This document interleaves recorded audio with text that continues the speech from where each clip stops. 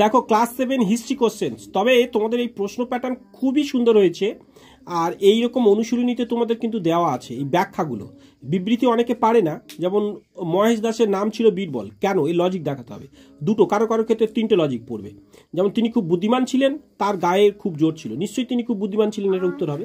জোরটা তো বড় কথা নয়। তো যাই হোক, বীরবল পরিচিত হয়েছে শক্তি দিয়ে নয়। তো এই যে প্রশ্ন তোমাদের এখানে দেওয়া আছে, এটা খুব সুন্দর একটা প্যাটার্ন, এবং পরের পেজে আসছি। তবে এই প্রসঙ্গে আরো একটা কথা বলে রাখি, অনেকেই আমাকে কমেন্টসে করছো যে স্যার ক্লাস 6 এর প্রশ্ন দিন, কিন্তু ক্লাস 6 এর প্রশ্ন কেন আপলোড করি না, কেন এই দেখো আমার কাছে রয়েছে, দেখবে, এই দেখো, দেখতে পাচ্ছ জিওগ্রাফি। তবু প্রশ্ন কেন আপলোড করি না, কারণ কি আমাদের চ্যানেলের ক্ষেত্রে একটু সমস্যা হয়। আর কি সমস্যা হয়, তোমরা হয়তো ছোট, এগুলো বুঝবে না। তো সেই 14 বছরের নিচে বাচ্চাদের কোনো ভিডিও সেটা দেওয়া ঠিক না, মানে ফলে চ্যানেলের ক্ষেত্রে সমস্যা দাঁড়ায়। তো ফলে ওই জন্য আমি 6 পর্যন্ত ভিডিও দেওয়া অফ করে রেখেছি, তবে 7 থেকে শুরু করেছি।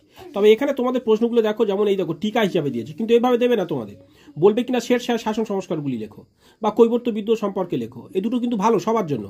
আচ্ছা, এইখানে যেমন এই সংবিধান সম্পর্কে প্রশ্ন, এইখান থেকে যেগুলো প্রশ্নগুলো কিছু কিছু খুব ভালো কোশ্চেন, যেমন বিজয়নগর রাজ্যটা খুব ভালো কোশ্চেন। আবার এইখানে দেখো এই প্রশ্নটা এত ঘুরিয়ে তোমাদের দেবে না, অন্যভাবে দেবে, তবে সেম জিনিস পড়বে। আচ্ছা, এইখানে যেমন দিনী ইলাই বা আলাউদ্দিন খলজির বাজার নিয়ন্ত্রণ, এছাড়া আরও সুন্দর সুন্দর প্রশ্ন আছে, তোমাদের প্রত্যেকটা কোশ্চেন খুঁটিয়ে খুঁটিয়ে কিন্তু দেখতে হবে।